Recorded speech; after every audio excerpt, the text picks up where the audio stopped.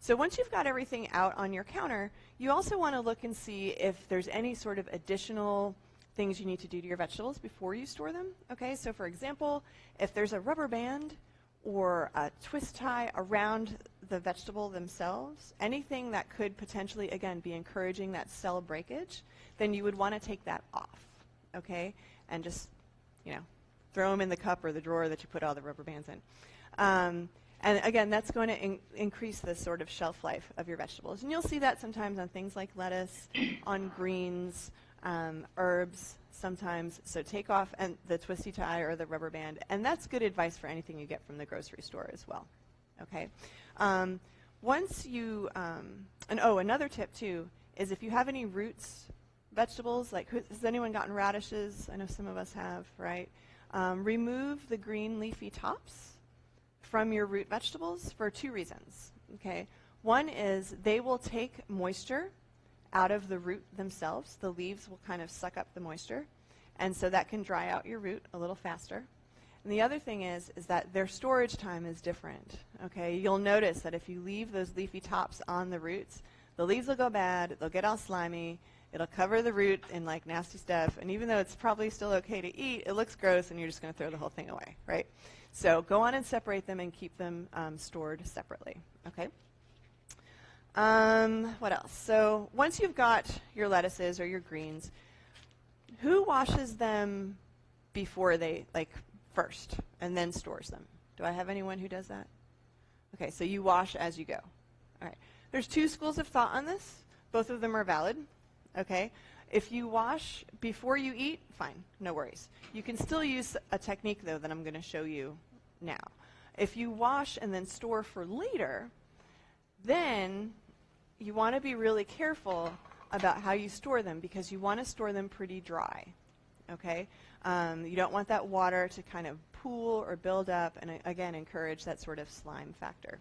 So the first thing that you're going to want to do, even though most of your veggies will have been washed at least once before you get them because that encourages shelf life, you'll probably want to wash them again, okay?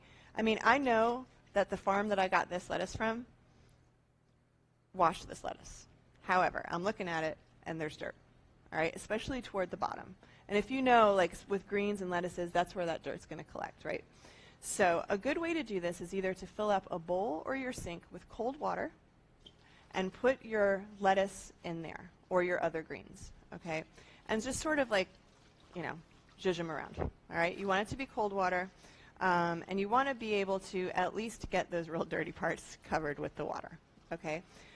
Incidentally, this method can also be used to refresh any greens or herbs that look a little bit wilted. Maybe your bag got left in your car or on someone's porch for a while and you get your spinach and it looks kind of like how you feel at the end of the day. You can use this method of soaking in cold water to revive other sort of leafy greens, that kind of thing. But right now we're washing. So go on and you can always get some of the more stubborn dirt kind of off. And when you are satisfied with the kind of cleanliness level of your leaves, lift them out of the water, either in the bowl or in the sink. Don't pour the water over, because if you do that, you're just pouring the dirt back on your leaves, right? So lift them out, okay? And you can, does anyone have a salad spinner? Does anyone, who does not have a salad spinner? Because I totally recommend one. Okay.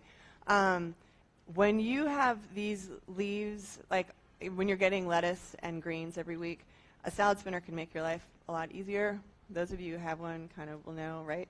And a nice, inexpensive one is that OXO brand. You can find them anywhere. There's different sizes. Yeah, I highly recommend them. And you can use them for lettuce. You can use them for leafy greens. You can use them for herbs, even some other delicate vegetables. Okay.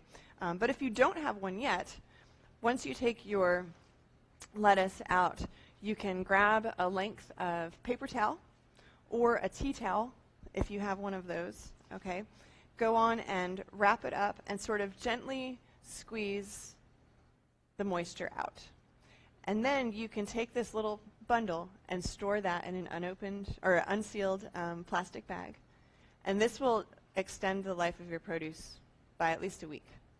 All right, any of those leafy greens, leafy herbs, anything. And you can do this again with your grocery store produce as well. Okay, so take away any constriction, wash, wrap in some sort of absorbent device, and put in your plastic bag. Okay. Another tip for herbs, if you don't want to do it this way, there's also an alternative. You can store any sort of greens with longer stems or herbs in a jar with water, right? You can either put it on the counter, okay, so it can be pretty, or you can put them in the refrigerator, and you can even go as far to put a small Ziploc baggie over the jar, okay? And that will also extend for herbs particularly. Some people, if they have small children at home or clumsy husbands, don't want to keep an open jar of water in the refrigerator because that can just lead to disaster. But and incidentally, when you get your garlic scapes, those can also be stored that way. If you've never seen them, they're really sort of neat and twisty, and they make sort of a nice bouquet, just for fun. Okay? So that's a good tip for storing your greens.